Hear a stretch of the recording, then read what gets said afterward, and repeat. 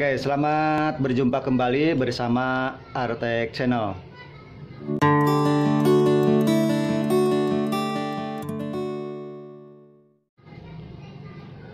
Baik teman-teman, kali ini saya akan coba mereview sebuah inverter dari mereknya Techpine ya. Dimana Techpine ini konsentrasi di hybrid inverter ya, dan juga konsentrasi di MPPT ya. Jadi MPPT dari Techpine ini sangat populer ya untuk akhir-akhir ini karena kehandalannya yang cukup tinggi ya, dan efisiensinya yang cukup tinggi juga ya. Nah, untuk videonya bisa teman-teman cek ya di sini ya untuk MPPT. Nah, untuk kali ini saya akan review untuk hybrid inverternya. Nah, untuk saat ini yang akan saya bedah ya atau akan saya review adalah inverter hybrid model PWM ya. Nah, pada video sebelumnya ya Anda bisa cek di linknya ya di atas ini. Saya review inverter hybrid Techpine yang 3 kPa tetapi modelnya model MPPT ya, include MPPT atau build in PPT. Kalau ini di dalamnya adalah PWM. Oke, langsung saja ya untuk tampilan awal. Inverter hybrid dari Techpine ini memang sangat menonjol adalah warna ya, warna kuning cerah. Nah, untuk warna biru sebetulnya pada tahun-tahun kemarin ada ya mengeluarkan, tapi sekarang yang warna biru itu sudah tidak mengeluarkan lagi. Gantinya adalah putih ya. Tetapi yang populer adalah warna kuning ini ya. Nah, untuk para pecinta PLTS, inverter dari Techpine ini sangat menjanjikan ya, dan juga banyak digandrungi untuk akhir-akhir ini. User banyak menggunakan inverter dari Techpine ini karena beberapa faktor keunggulan, yakni salah satu diantaranya adalah efisiensi yang tinggi ya. Jadi ada user yang memberikan testimoni kepada saya untuk inverter yang seperti ini ya, yang sekarang saya bedah ini 1,5 kPa itu efisiensinya itu di atas 95% ya, dengan hitung-hitungan ya. Jadi menggunakan baterai, input daya dan output yang digunakan itu sekitar 97% katanya ya. Jadi sangat sangat efisiensi sekali ya untuk dayanya gitu.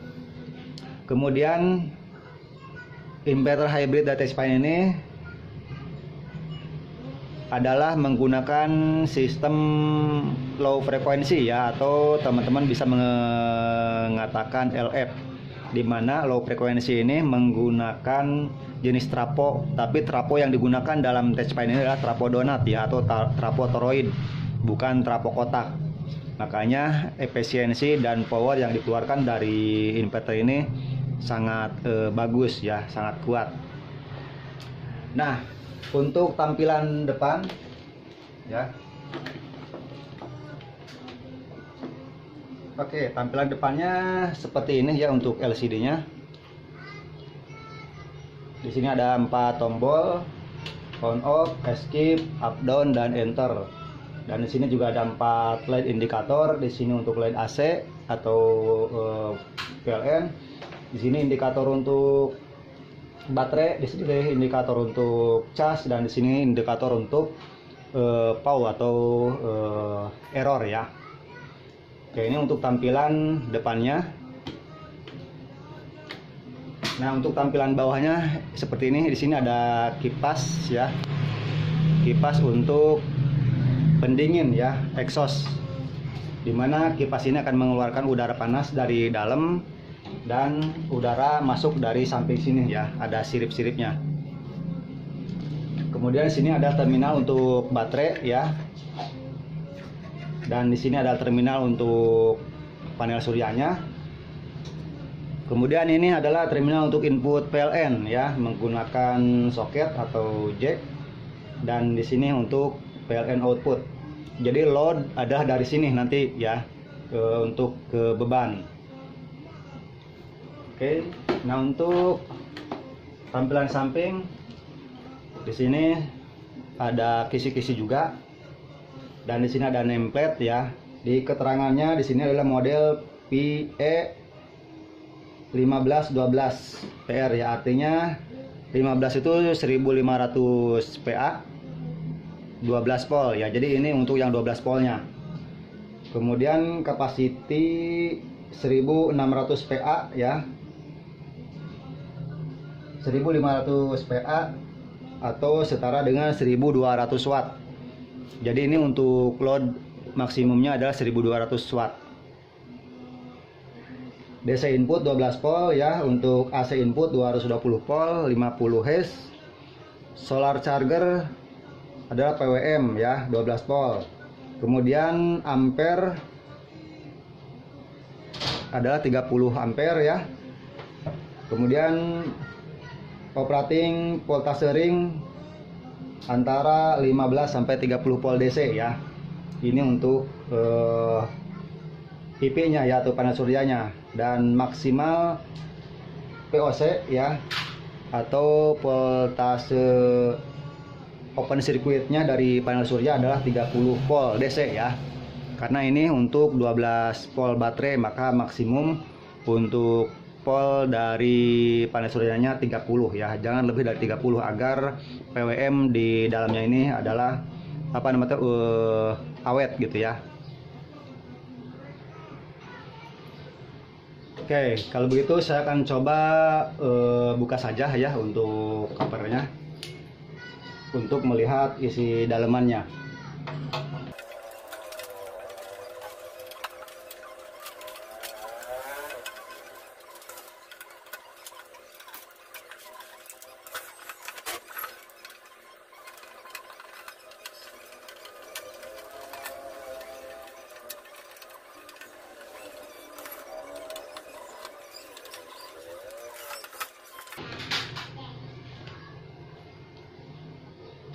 Oke, kita lihat dalamannya.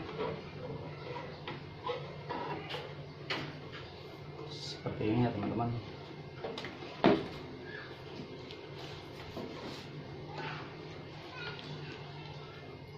Oke, sangat kompak sekali ya teman-teman.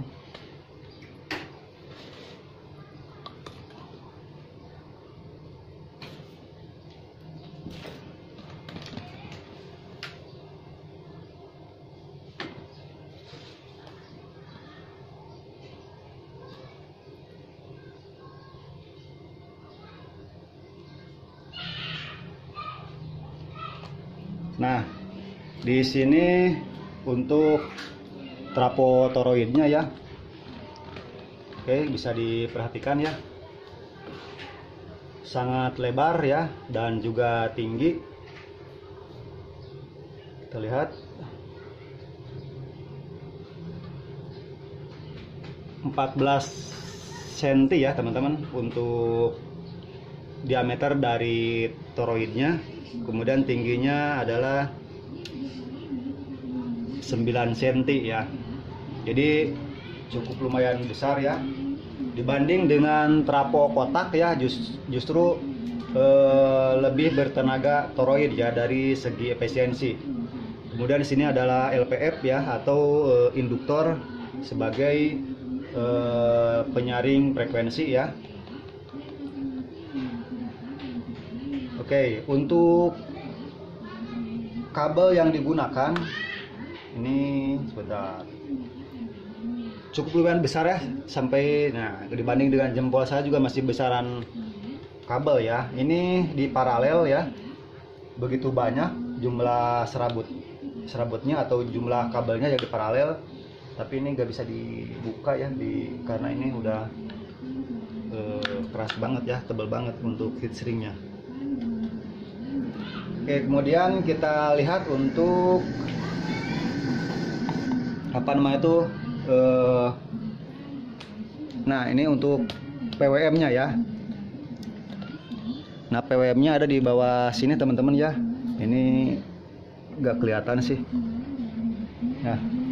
Nah, PWM-nya di sini menggunakan 4. Nah, ini nih.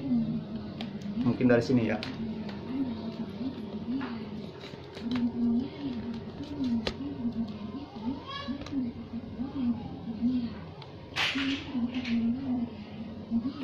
Nah, ini teman-teman ya. Nah, ini PWM ya, untuk merubah arus dari PP ke aki ya, untuk mengkonversi ya. Nah, ini kabel dari panel surya ya, masuk ke PWM. Untuk PWM-nya menggunakan 4 buah MOSFET ya. 4 buah MOSFET tipe, sebentar belum kelihatan ya, 130N ya, FHP 130N ya. Oke, nanti mungkin bisa dicek di datasheet ya.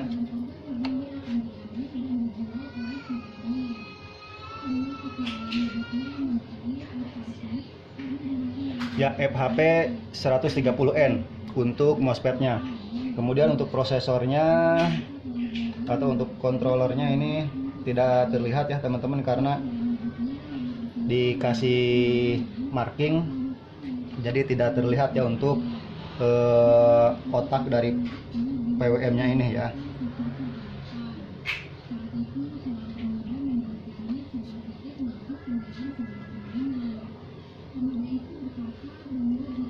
Kemudian untuk inverternya ya, kita lihat untuk inverternya ada di sebelah sini ya teman-teman.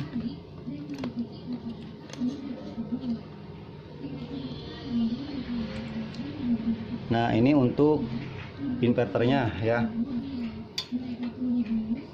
Saya coba lepas dulu untuk soket LCD-nya. Nah, ini untuk LCD-nya udah dilepas ya. Dan ini untuk modul LCD-nya ya teman-teman. Oke.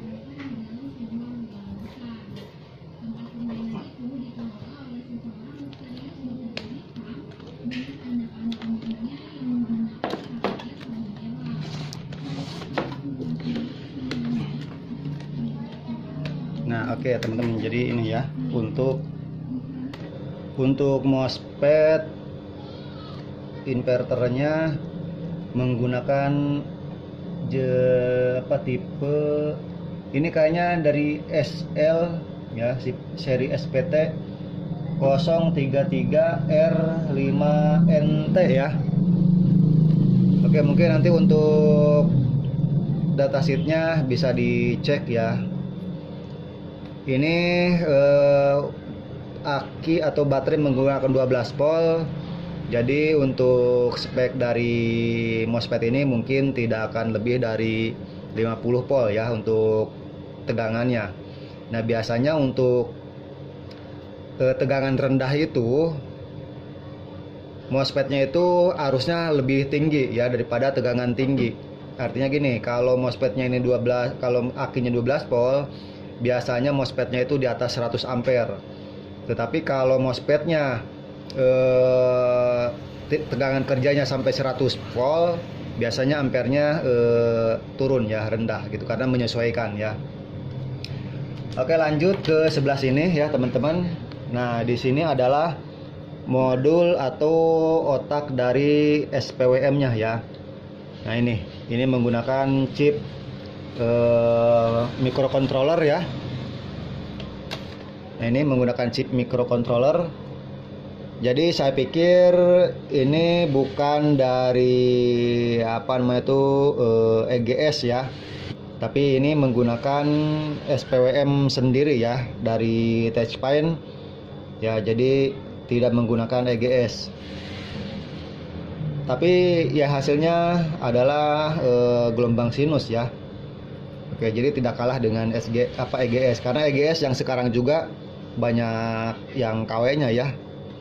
Nah, kemudian di sini ada beberapa relay ya teman-teman. Nah, di sini ya. Oke, nah kelihatan nggak ya? Nah ini ya, ada 1 2 3 4 5 relay ya teman-teman. Nah 5 relay ya. Jadi relay ini berfungsi sebagai ATS ya, atau automatic transfer switch, atau low voltage disconnect ya, atau semacam itulah gitu. High protect, low protect ya, kemudian current protect ya, high current protect. Nah dan juga di sini untuk relay ini adalah sebagai auto selector voltase ya, atau auto voltase selector. Artinya tegangan ini bisa menstabilkan apa ya, relay ini untuk menstabilkan tegangan maksudnya gitu. Jadi relay ini berfungsi sebagai, kalau teman-teman pernah menggunakan stabilizer ya, yang jenis trapo tapi bukan servo ya, yang bukan pakai motor tapi pakai relay. Nah ini fungsinya seperti ini ya. Jadi di sini ketika tegangan PLN turun dari 220 volt, maka relay ini akan bekerja mencari tegangan yang disesuaikan ya, 220 volt. Umpamanya beban kita 220 volt. Nah, ketika tegangan lebih dari 230 volt, maka relay ini pun akan aktif mencari tegangan yang sesuai untuk outputnya ya. Jadi ini sebagai stabilizer. Nah jadi teman-teman, itulah ya keuntungan dan kelebihan dari inverter T-Spine yang ini ya. Jadi ada beberapa banyak fitur ya, yaitu di sini dari keterangannya itu dia sudah menganut short protector ya. Ketika outputnya terjadi short maka dia akan protect. Kemudian low voltage disconnect ya, kemudian high voltage disconnect, kemudian auto voltase regulator ya, menggunakan sistem relay. Kemudian juga udah mode UPS ya, ketika PLN mati maka akan langsung secara otomatis beralih ke baterai, atau ketika ketika baterai habis maka akan secara otomatis beralih ke PLN ya, karena di sini ada ATS-nya. Oke, kemudian modul untuk SPWM-nya juga tersendiri, bukan dari EGS ya. Dan untuk MOSFET-nya ya, untuk heatsinknya juga udah cukup lumayan lah, dengan baterai 12 volt ya. Ini ada kipas anginnya sebagai pembuang panas ya. Nah, jadi teman-teman seperti itu ya untuk apa namanya itu review dari inverter hybrid merek T-Spine ini ya. Jadi yang saya buka ini atau yang saya review ini adalah inverter hybrid 1,5 kPa 12 volt dengan mode PWM ya, bukan MPPT. Oke teman-teman, saya rasa cukup ya untuk reviewnya. Mudah-mudahan teman-teman merasa puas ya dengan video ini, dan menjadi sebuah rekomendasi bagi teman-teman untuk memiliki dari inverter ini ya. Untuk link pembeliannya nanti saya sertakan di deskripsi ya. Tinggal dibuka saja di situ selama stok masih tersedia ya. Oke, teman-teman ya, jadi saya kira cukup ya untuk reviewnya. Terima kasih atas perhatiannya. Sampai jumpa lagi di video-video selanjutnya.